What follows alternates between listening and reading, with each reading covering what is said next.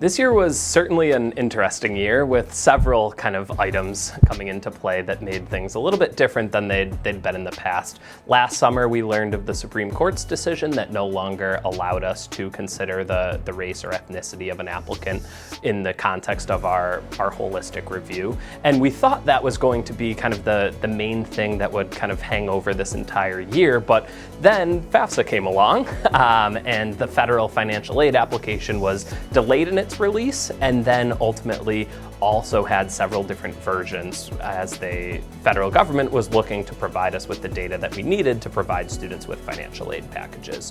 And so this year, if I had to kind of summarize it, I would say it is one of flexibility.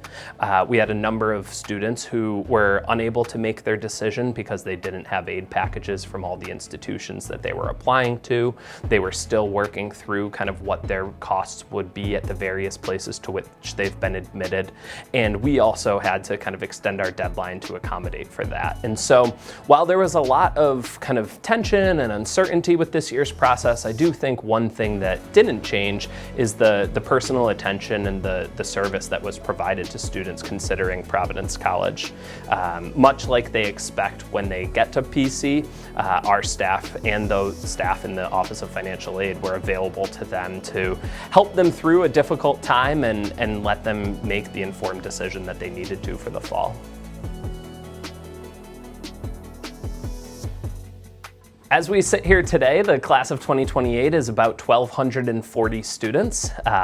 We're actually having our first day of orientation on campus right now. And so really excited about having them move in and join us. If you look at kind of year over year reporting, it was a very strong year for the humanities. We saw both our English and history departments see a pretty significant growth in the number of students interested in those programs. And then of course the big buzz around campus, partly because of the large construction project, is the School of Nursing and Health Sciences. And we hit our goal with the number of nursing majors that we were looking to enroll, so are certainly very excited about that. And the thing that I think was a bit of a surprise was the health sciences major. Far more students than we maybe anticipated, but understandably so, chose to pursue that major. And I think it's largely because of the number of different pathways that are within it. And students can, through the health sciences curriculum, go on to a more direct kind of healthcare setting through occupational or physical therapy. But there's also opportunities for them to study epidemiology or public health. And so I think the breadth of that curriculum and program really has been attractive to a number of students who are considering Providence. Looking at the demographics of the class, we have a record number of students enrolled from Pennsylvania and are also pleased to see that our numbers in the Midwest are as high as they've ever been.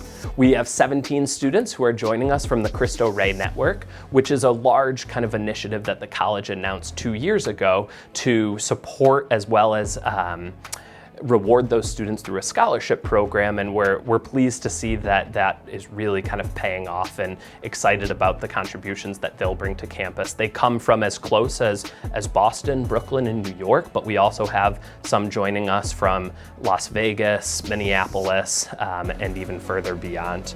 Also of note, to kind of end, I think it's important to highlight that this year's incoming class, those who have enrolled with us, 75% of them applied test optional. And so since Providence announced that it was going test optional in 2007, we've continued to remain kind of true to the reasons why we've done that, and it's provided a great option for students who feel that their high school performance is a better indicator of their ability to succeed here at the college. We're fortunate to have 4 schools that are all thriving and enrolling a significant portion of our incoming class. But the finance program has yet again proven to be one of the most popular and has the most number of declared students joining us in the fall. Other programs, however, that are kind of having significant numbers include management and marketing. We're also seeing political science, psychology, and biology, all with a significant number of incoming students. Of course, that doesn't include our undeclared advising students and the 25% of incoming students who will decide their major by March of their sophomore year will have the full choice of programs available to them. And we're excited to see the different choices that they make as they begin to engage with the core curriculum here at the college. Except for the size of it and some of the previously mentioned priorities that I've shared, there really isn't a lot different with the class of 2028 compared to previous years. We're quite fortunate that in the last 4 years, though the size of the college has grown significantly by almost about 50 students each year, the academic quality, the various characteristics that make them up really continue to be true to who Providence College is and the type of students that we're enrolling, both academically and from a personal standpoint.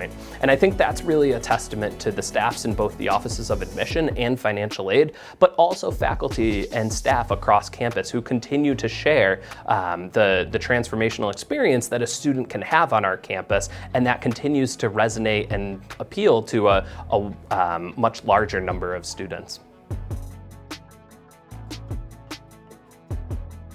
The incoming class should be ready to find a community that's going to embrace them, but also challenge them. I think we've been eagerly awaiting the arrival of the class of 2028, even more so this year with all of the deadline extensions and not having May 1st be kind of the usual end to the process. And so our colleagues across campus have been chomping at the bit to begin their advising, to begin to help with the adjustment, to help settle you into your residence halls. And so you're going to find a campus community that's eager to welcome you and do their best to make the next 4 years ones that are valuable to you from an academic standpoint, but also the growth that you'll experience as a person during your time on campus. We are already starting with the class of 2029 and beyond. So we typically are working about 2 or 3 classes in advance. So right now we're communicating with freshmen in high school to a very small degree, to a slightly larger degree the sophomores, but then the juniors who are becoming seniors, really they've become the core of our focus. So while our colleagues in orientation kind of take over with the adjustment for the class of 2028, we're on to the class of 2029, eagerly looking forward to hosting you all on campus this summer, to sharing with you information about the programs that you're seeking and the experience that you've had, and ultimately when the Common Application opens on August 1st, receiving your application for admission.